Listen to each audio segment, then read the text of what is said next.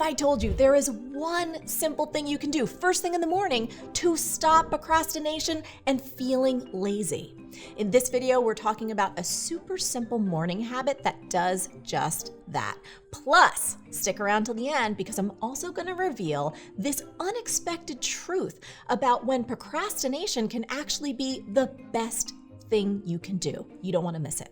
Now, before we get into the solution, let's talk about how costly procrastination really is. Did you know that the average person spends 218 minutes a day procrastinating? Do you know what that adds up to? 55 freaking days a year wasted. I mean, think about that for a second.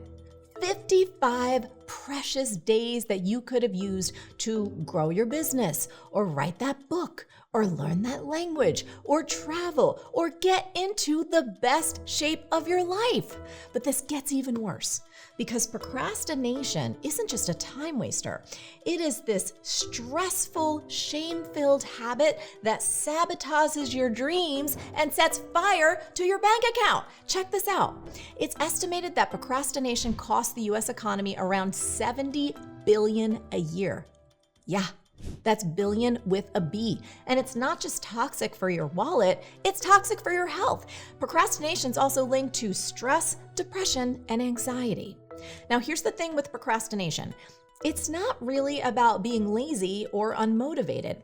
It's actually about your brain trying to avoid discomfort, whether that's the discomfort of starting something big and new, or tackling something that you're unsure or insecure about, or just this general anxiety of knowing that you have so much to get done, but you got no clue how to start. Now, here's the good news. You can outsmart procrastination with this one simple trick. So what is it? It's something called the 10-minute morning rule. And here's how it works. The moment you start your day, commit to spending just 10 minutes working on the most important task on your list before you do anything else. And yes, I do mean anything else.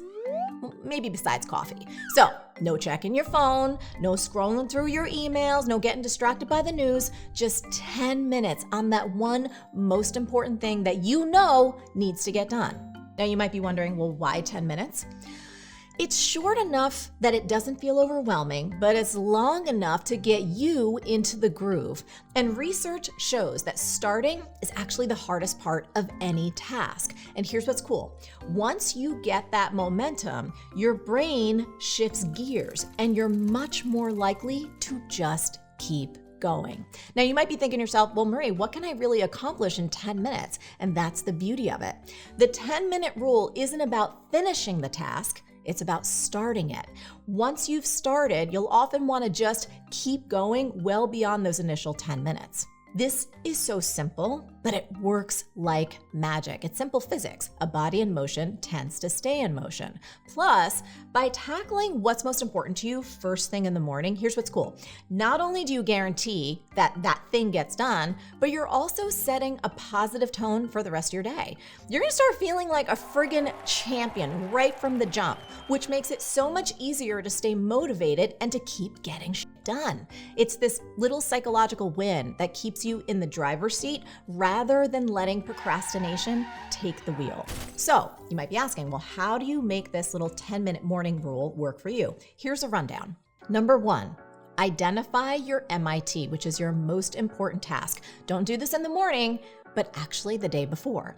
So sometime before you go to bed, decide the one most important thing that you need to get done the next day. Write it down and put it somewhere where you're gonna see it first thing in the morning. Number 2, set yourself up to win. So make it an easy start by preparing everything that you're gonna need in advance. So for example, let's say you're planning to exercise. Lay out your sneakers and your workout clothes the night before. If you wanna work a little bit and write on your book, make sure that your computer is charged up and that you've closed any distracting tabs. The goal here is just to make it super easy to dive in and get to work without thinking. Next, commit to 10 minutes.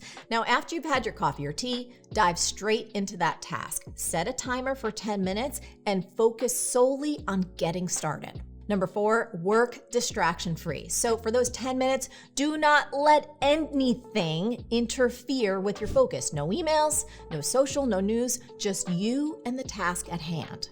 Now, real fast, if you want a little help on this step, grab my free focus checklist in the link below. It is ridiculously simple, but it guarantees you're gonna work distraction-free. Download it below or at marieforleo.com/free focus checklist. Enjoy. Number 5, follow your flow. So if after 10 minutes you are still in the zone, keep friggin' going. If not, just take a short break and then dive back in. Either way, give yourself a high five, because guess what? You've already beaten procrastination for the day. Now, one last important thing to know. Here's what most people never get. Sometimes procrastination isn't a sign of laziness. It's actually a warning signal. It's something that you should pay close attention to. I want you to think about it this way. What if the fact that you keep putting something off is actually your intuition trying to help you avoid this costly and painful mistake? So here's an example. Years ago, we were working on a business deal with someone who's fairly famous in our world. And this deal was on our project list, and my team was ready to move it forward.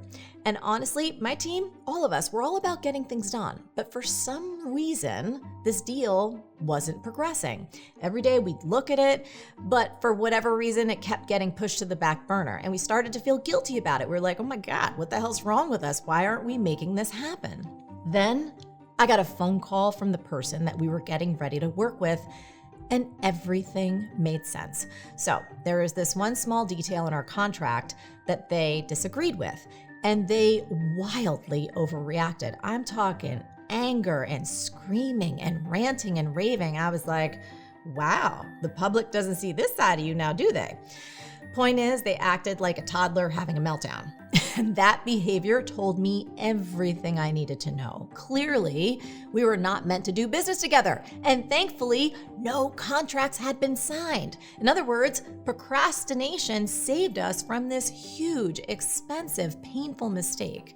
And honestly, that wasn't the only time procrastination has been a blessing in disguise. So here's the bottom line. Procrastination isn't always a bad thing, because sometimes putting it off is a sign that you need to call it off. Now, if you found this video helpful, hit that subscribe button, because we got a lot more goodness coming your way. And if you're ready to dive deeper into mastering your time and beating procrastination for good, come check out Time Genius. It's our evidence-based program that's helped thousands of people double their productivity in a fraction of the time and actually have fun doing it. It's all science-based. It comes with a money-back guarantee, and I promise you it will change your life. You can learn more at jointimegenius.com. Until next time, stay on your game and keep going for your big dreams, because the world really does need that very special gift that only you have. I'll catch you soon.